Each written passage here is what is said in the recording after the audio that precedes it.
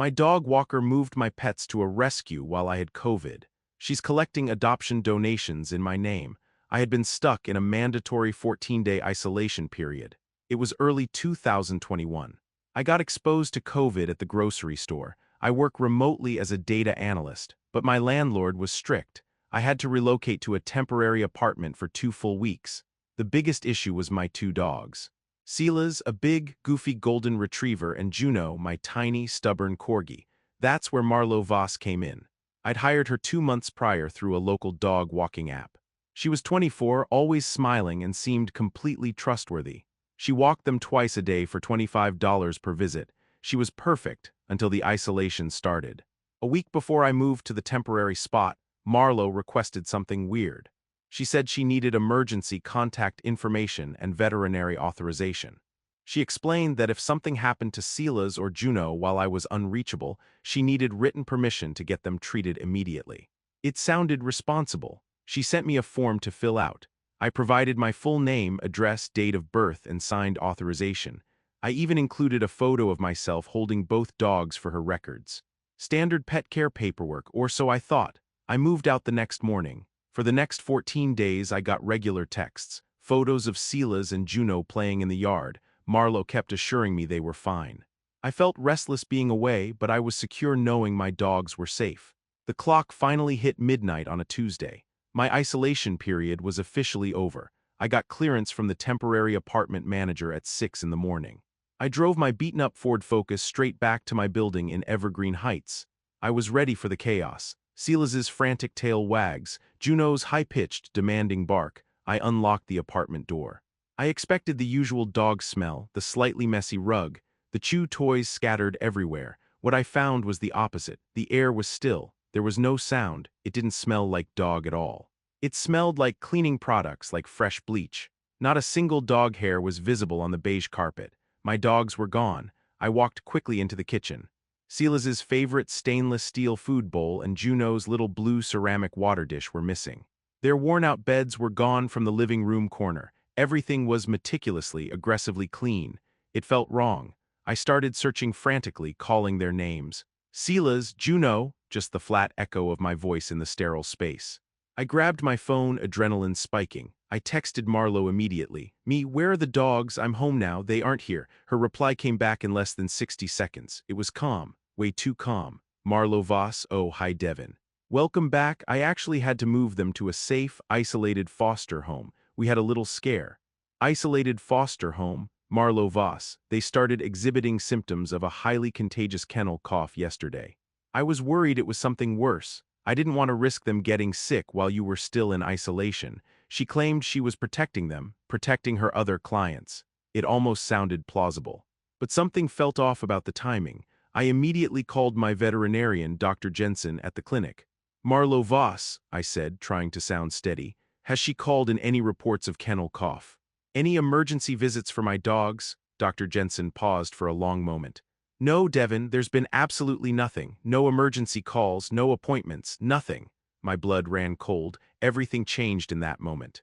Marlo hadn't moved them for a cough. She had used the 14 days of my mandatory isolation.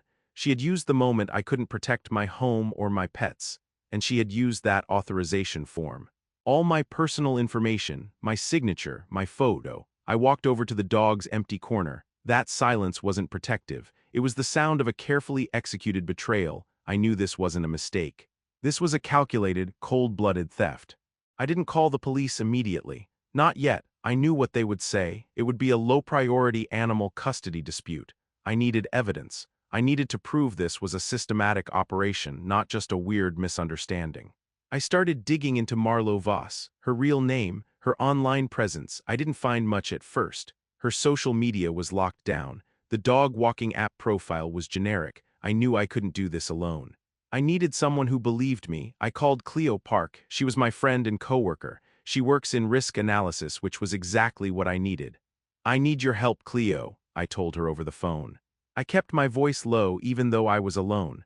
Marlo stole Sila's and Juno, and I think she used my isolation to do it. I explained the clean apartment, the strange kennel cough story, the missing authorization form. Cleo didn't question me for a second. That's why I trusted her. She was immediately practical. Forget the kennel cough, she said. She needed time and she needed your personal information. Let's trace what she could do with it. Cleo immediately started pulling public records. She searched specific databases I didn't even know existed. She focused on recent business registrations, animal shelters, and rescue organizations filed in the last 6 months. Within 48 hours, Cleo sent me a link. It was a website for a rescue operation called Safe Haven Paws. My stomach dropped when I clicked the Available Pets tab. There they were, Silas and Juno. They were listed as recently surrendered due to owner hardship needing urgent placement. The adoption fee listed for Silas was $650. Juno was $450. The website was soliciting donations for emergency veterinary care and rehabilitation. It had a fake backstory about how they were found abandoned by an owner who could no longer care for them. Marlo set up a rescue operation, Cleo stated flatly during our next call. She used your information to create legitimacy. This isn't random, this is systematic. She wasn't just stealing pets. She was building a business model based on exploiting people's good intentions. We started looking for other victims. We moved past the website itself and focused on online complaint forums and local Facebook groups. That's where the pattern became terrifyingly clear. We found a post from Holly's Chen dated about 18 months ago. Holly's Cavalier King Charles, Percy, had vanished while Holly's was recovering from serious lung surgery. Holly's had hired a dog walker through the same app who mysteriously disappeared after the surgery. Next, we found Ellis Reed from 9 months ago. Ellis had 2 terriers, Castor and Pollux. They disappeared while Ellis was caring for her mother in hospice. Ellis's post mentioned a dog walker named Mandy Vaughn who matched Marlo's physical description. All these victims were in a period of intense, unavoidable vulnerability. Surgery, hospice care, mandatory isolation. Marlo targeted people who couldn't physically watch their dogs or defend their homes. We have at least 10 documented cases stretching back over 2 years, Cleo told me, compiling the spreadsheet. Different names, different towns, same method. She befriends the owner, gets access to the pet and personal information, waits for a crisis, then she takes them. We realized the rescue operation, Safe Haven Paws, was the sophisticated endgame. It allowed her to sell the stolen pets legally and hide the cash as adoption fees and donations. The scope was huge. She wasn't just stealing dogs. She was systematically exploiting the sick, the grieving, and the quarantined. Marlo Voss was a professional predator, and my authorization form with all my personal details and my signature had just made her operation perfectly legitimate. She had the paperwork, she had the website, she had the credibility. I looked at Silas and Juno's photos on that website, their confused, trusting faces staring back at me. This wasn't just theft anymore. This was organized fraud, and I was going to bring her down. The silence in my apartment suddenly felt dangerous. Knowing Marlo was running a complex fraud operation made her far more terrifying than a simple petty thief. I didn't have much time to process the victim list Cleo compiled. Marlo struck back almost immediately. I received a registered letter from a small, aggressive legal firm in Southfield. It was a cease and desist order. The letter accused me, Devin Walsh, of malicious harassment and defamation against the legitimate rescue organization, Safe Haven Paws. It threatened a lawsuit seeking $100,000 in damages if I didn't stop contacting their donors and adoptive families. This showed Marlo's level of sophistication. She had a lawyer on retainer. She was using the rescue facade to weaponize the legal system against me. We need physical proof, Cleo said, something that connects her directly to the animals, not just the paperwork. I agreed. We couldn't trust the local police yet. We pooled our money and hired a private investigator named Desmond Cortez. He specialized in financial fraud. Desmond was a former detective. He was quiet and methodical. I gave Desmond everything: the website, the victim list, the financial trail Cleo had uncovered. Desmond focused on the logistics. He bypassed the complex digital tracking. Instead, he started looking at the physical requirements of housing 10 or more dogs. He traced bulk dog food orders, specific veterinary supply deliveries, large-scale utility usage. This required meticulous, boring work. But after 8 days of tracking invoices, Desmond found a recurring delivery address. It was a commercial property in Sterling Heights, Unit 417B in an unmarked warehouse complex. "This is the kennel," Desmond stated during a brief phone call. "The dogs aren't living in her apartment. She has a dedicated facility for the inventory." Desmond then traced the rental contract and utility bills for Unit 417B.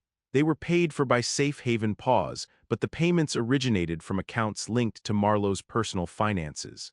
More importantly, the primary contact listed for the warehouse unit was a man named Lyle Hoffman. Lyle Hoffman was not a random accomplice. Desmond's search revealed Lyle was a former vet technician. He had been fired from a prominent animal clinic in 2019 for stealing veterinary medications. Marlowe has a partner, Desmond explained. She's the front. She runs the financial side and manages the victims. Lyle is the physical handler. He keeps the animals, handles the transfers, and provides the fake medical documentation. The stakes felt massive now. This wasn't just my two dogs. This was an organized operation exploiting vulnerable people. They had stolen pets and money from at least 10 victims over 2 years. We had the location. We had the dogs. We had the accomplice. But we couldn't just kick in the door. We needed an authority that could handle the complexity of fraud and identity theft. I knew I couldn't rely on my local precinct to coordinate a raid on a warehouse. Especially when Marlowe had legal threats ready to deploy, we needed to go higher up the chain. Cleo immediately suggested the next move. "This isn't a pet custody case, Devin," she insisted. "This is fraud and identity theft. This is a job for the State Attorney General's Financial Crimes Division." She was right. We weren't fighting a dog walker anymore. We were fighting an organized criminal enterprise, and we needed the state to take them down. The discovery of Lyle Hoffman and Warehouse Unit 417B changed everything. It shifted the scale from pet theft to organized criminal enterprise. Desmond, the private investigator, confirmed the massive complication. He traced the paperwork for Safe Haven Paws back to the state filing office. "She didn't just use your name, Devin," Desmond said over a secure call. "She used your personal information, your signature, and your photo to formally register the rescue operation. This isn't just theft, this is felony identity theft."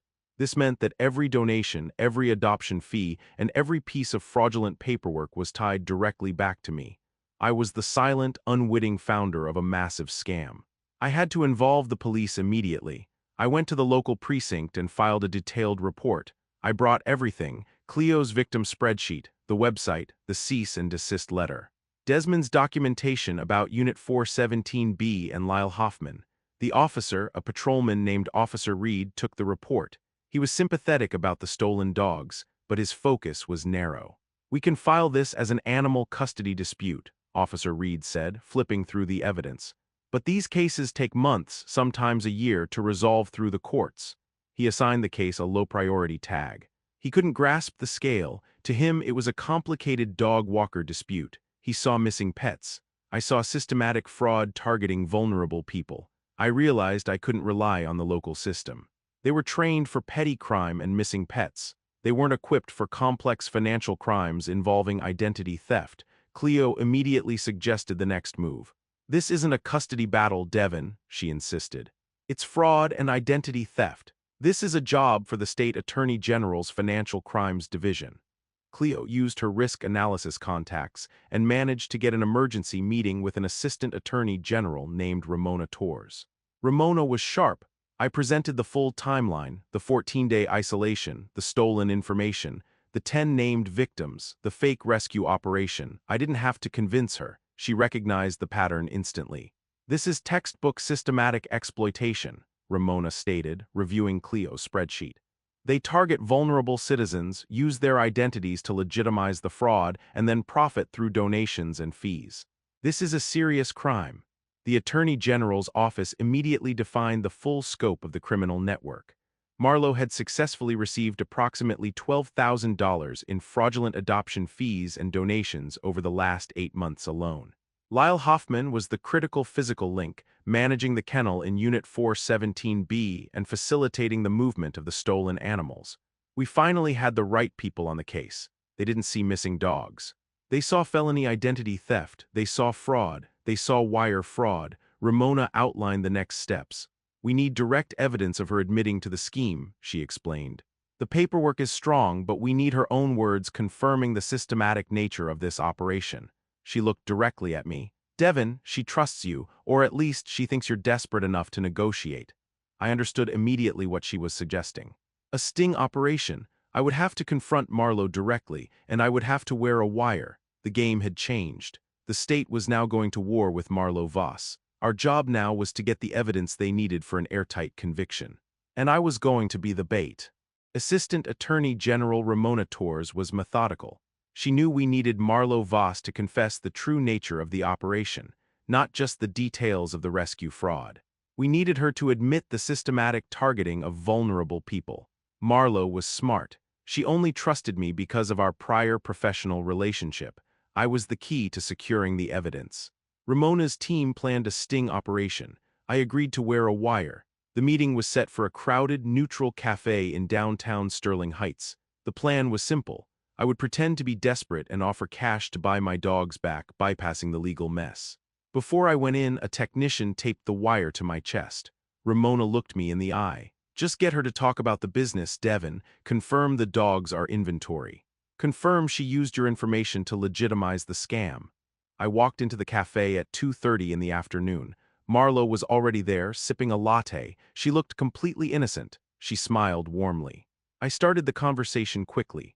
I want Silas and Juno back. I'll give you $3,000 cash. No police, no lawyers. You forget my name, I forget yours. Marlo leaned back, still smiling. That smile was horrifying. Devin, you're being ridiculous, she said. You know I can't do that. They're part of Safe Haven Paws now. That would be theft from a registered rescue organization. I pushed back. The rescue that has my name on the paperwork. The one you set up while I was in isolation? That one. Her eyes narrowed slightly, but she didn't deny it. Instead, she started to gloat. It was the perfect window, Devin. 14 days of guaranteed silence. Your authorization form made it bulletproof. She leaned closer, whispering, You were the final piece to make this all perfectly legal. The secret is targeting the vulnerable. Holly's was in surgery. Ellis was dealing with hospice. You were locked away. She confirmed the extent of the operation. There were more than 10 pets waiting to be rehomed. She called them high-demand inventory. Think of the profit margin, she bragged. Free inventory. Tax-free adoption fees, donation write-offs. It's a flawless business model. She took the $3,000 in cash I offered. She gave me a fake receipt, citing a generous donation to Safe Haven Paws.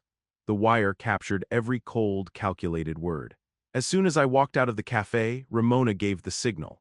Simultaneously, the Attorney General's tactical team, backed by local animal control, raided Warehouse Unit 417B across town. Lyle Hoffman, the former vet tech and physical handler, was caught trying to load animals into a rented van. He was arrested on site, trying to escape through the loading dock. The immediate relief was overwhelming. Inside the warehouse, in clean but sterile kennels, the team found Silas and Juno. They were safe if bewildered. Crucially, they found the other 8 pets. Victims were notified immediately. Later that evening in the warehouse parking lot, I watched emotional reunions. Holly's Chen cried openly as he hugged his Cavalier King Charles, Percy. Ellis Reed was on her knees, being covered in kisses by her 2 terriers, Castor and Pollux. We recovered all 10 stolen pets that night. Marlo Voss was arrested at her home an hour after leaving the cafe. The immediate crisis was over. My dogs were safe, but the long legal fight had just begun. Justice doesn't happen overnight. Marlo Voss and Lyle Hoffman were arrested in March. The trial didn't conclude until 14 months later, in May of the next year. The State Attorney General's office, led by Ramona Torres, pursued serious felony charges. These weren't just theft charges. The core of the case rested on systematic crimes: felony identity theft, fraud, wire fraud, grand theft. I was the primary victim witness. I testified for 2 full days. I detailed the 14 days of isolation, the clean apartment, the stolen authorization form, and Marlo's cold-blooded gloating on the wire about her flawless business model. Other victims also testified. Holly's Chen detailed the emotional toll of losing his therapy dog, Percy, while recovering from lung surgery. Ellis Reed explained the added grief of searching for her 2 terriers while her mother was dying in hospice. The evidence was overwhelming. Cleo's detailed spreadsheet, Desmond's tracing of Unit 417B, the audio from the wire. Everything cemented the systematic pattern. The jury deliberated for less than 8 hours. Marlo Voss was found guilty on all major counts. The judge acknowledged the cruelty of targeting people during moments of deep vulnerability. The systematic use of the rescue facade and the felony identity theft were major aggravating factors. Marlo Voss was sentenced to 18 years in state prison. She received the maximum for the identity theft and fraud charges, with 12 years mandatory before parole eligibility. Her accomplice, Lyle Hoffman, was found guilty of being an active accessory and handler. He was sentenced to 8 years in prison. The court determined he willingly facilitated the physical operation for a percentage of the profits. The criminal process was exhausting, but the results were definitive. The civil process ran concurrently. The victims, the 10 pet owners, and the dozens of donors won a massive civil suit. The court ordered $42,000 in restitution. This came from Marlowe's seized assets, which included bank accounts and the cash from the sting operation. The money was distributed among the victims for veterinary care and emotional distress. The most important outcome, however, was the systematic change. Ramona Torres took the case to the state capitol. The story of the stolen dogs, the vulnerable victims, and the fake rescue operation resonated powerfully. In November, 2 years after I found my empty apartment, the state legislature passed new protections. The law requires enhanced identity verification, notarized physical address confirmation, and mandatory 90-day review periods for all new animal rescue registrations. The goal was to prevent criminals from using paper scams to hide their exploitation. Background checks became mandatory for all rescue operators. Cross-referencing with victim databases became standard procedure. The animals were back home. The perpetrators were behind bars. The system had been changed to prevent this specific crime. I had my justice, but I still had a long way to go to recover from the violation. The trial was over. The sentencing was complete. Marlo Voss and Lyle Hoffman were locked away for years, but the scars remained: the empty apartment, the stolen trust, the systematic betrayal. Those memories would take much longer to heal. Still standing outside the courthouse that final day, watching Marlo being led away in handcuffs, I felt something shift. The nightmare was finally over, and I could start rebuilding. 3 years later, I'm sitting on my sofa editing a complex data model for a client. Silas is stretched out on the rug, snoring loudly. Juno is curled up on my lap, making it nearly impossible to type. They are healthy. They are spoiled, and they are home. My life is better, but it's permanently changed. I still work remotely, but I'm ridiculously vigilant about my security now. I check all my online accounts daily. I shred everything. I have a specialized, encrypted external hard drive for all personal documents. The experience taught me one cold, essential lesson: vulnerability is a magnet for predators. The simple act of trusting a dog walker was a massive security vulnerability that cost me months of anxiety and years of emotional recovery. I learned that systematic cruelty often hides behind a kind face and the guise of charity. The trauma is acknowledged, but it's managed. I became an advocate. I now volunteer with a nonprofit watchdog group. We specifically help audit new animal shelters and rescues in the state to ensure compliance with the new verification laws. It gives meaning to the violation I suffered. Cleo Park was essential throughout everything. We remain close friends. She was promoted shortly after the trial for her quick thinking and excellent risk analysis in the case. Desmond Cortez, the private investigator, now runs a specialized unit focused entirely on charity fraud. He testified in 3 more similar cases the following year. Hollis Chen and Ellis Reed became fellow advocates. We occasionally speak at community events, warning people about the dangers of systematic exploitation hidden in plain sight. The terrifying silence I came home to after that 14-day isolation now feels like the moment I finally woke up. That silence forced me to fight. I lost some of my innocence that day. But I didn't lose my dogs, I didn't lose my identity, and I didn't lose my will to fight. Marlo Voss is still behind bars serving her 18-year sentence. Lyle Hoffman won't be eligible for parole for another 4 years. The system changed because of what happened to us, and dozens of vulnerable pet owners are now protected. I am forever changed by the betrayal. But I emerged as a survivor, and that makes all the difference.